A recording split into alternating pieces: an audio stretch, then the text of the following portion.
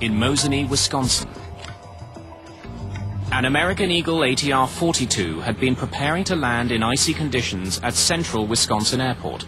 The airplane was on approach in severe icing conditions, described as freezing drizzle and freezing rain. Captain Mike Bodak was the pilot that day. We were just on the last 2 legs of our trip before we'd be done with work. And we were doing our descent. Everything was proceeding normally. Negative ice, just wet. Call the flight center, let them know we're turning inbound. I hear in the tail a sound like that, but it just got louder and louder. We have no idea what is occurring. I thought initially a propeller blade may have come off. It was as if the steering wheel wasn't connected to anything. The plane stalls. Its wings can't generate enough lift to keep it in the air. As I see I'm not getting any of the airplane back, I come up on the power levers all the way. The engines are now really trying to fly. And at this point, I'm getting some of the airplane back, so I make a forward motion to try and break the stall. And it's still going terrain, terrain, and I don't have the airplane back yet. And my first officer says, and I say max RPM. He throws the props from 86 to 100%. And instantaneously, boom, we fly out of the stall. The plane is less than 1,200 feet above the ground. Captain Bodak has learned a sobering lesson about the ATR. There was no warning. The plane stalled without any warning. Planes do have warnings for stalls, but in this case, there was no warning. I got the first warning that I was in a stall was I was in a stall. But other pilots weren't as lucky. An ATR-42 operated by an Italian airline was flying over the Alps en route to Germany in October 1987. The plane lost control and crashed in the mountains, killing all 37 people on board. Ice was the main, but the final report blamed pilot procedures. For investigators, it's really important to look back at historical information about any airplane. You want to look for trends. Did any of your studies uncover a wing design flaw? Charlie Pereira wants to know if the engineers who built the plane could explain why an ATR-72 would go so badly out of control. To his surprise, he learns they knew that it had a susceptibility to icing.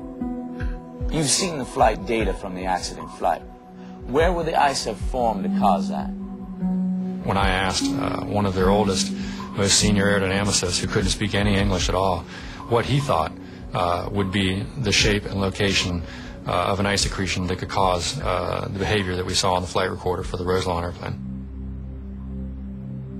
He drew up the airfoil section, a little shape just behind the de-ice boots, and said this was it. And the translation was that this is what will cause this problem. After the de-icing boot. Investigator Charlie Pereira is beginning to understand how ice can affect the wings of the French-built plane. If the ice built up behind the boot, the crew would have no way to clear it. Still got ice. And even a small amount of ice can have a devastating effect on an airplane. Ice can disrupt the smooth movement of air over the wing. But how could so much ice build up behind the boot? Investigators contact Dr. Marcia Politovich for assistance. The NTSB called us to help them analyze weather conditions in this case. Her research shows that the pilots of Flight 4184 likely flew into something they'd never even heard of. Something even more dangerous than ordinary ice. Based on the weather analysis, it looked to us like the kind of icing that the plane encountered was from supercooled large drops. Now, large is relative. What we're talking about large here is about the size of a human hair. Supercooled large droplets are about 100 times smaller than a raindrop. They form inside storm clouds when the temperature is near freezing. But the drops don't freeze until they come into contact with something solid, like the wing of an airplane. Conditions that day were ideal for the formation of these tiny freezing droplets. We had all the clues that we needed, a warm cloud top, -8 to -12 degrees C. We had drizzle formation near the top that was probably encouraged by some wind shear near the cloud top, and very little ice in the cloud, from what we could tell. On every lap of its holding pattern, Flight 4184 flew through layers of cloud that hid a small but lethal element. They just put that poor guy in the wrong place at the wrong time.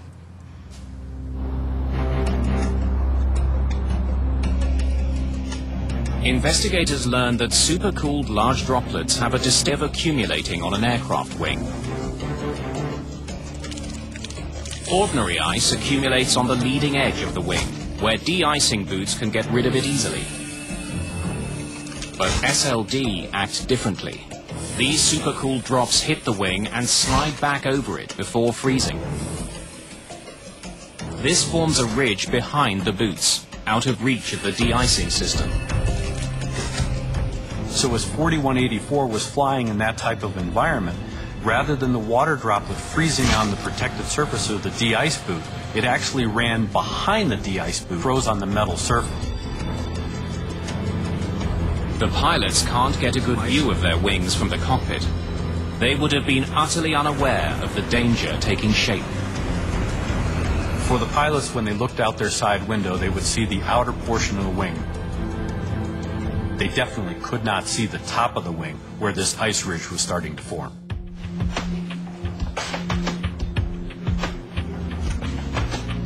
For Greg Fife, the investigation is coming to a head. His investigators think they know why Flight 4184 crashed, but they can't prove it. To make matters worse, the plane's manufacturer suggests that the Roselawn crash wasn't caused by an ice buildup, but by poor piloting. The NTSB thought it was an aircraft problem, and the French aircraft manufacturer thought it was a pilot problem and not their particular product.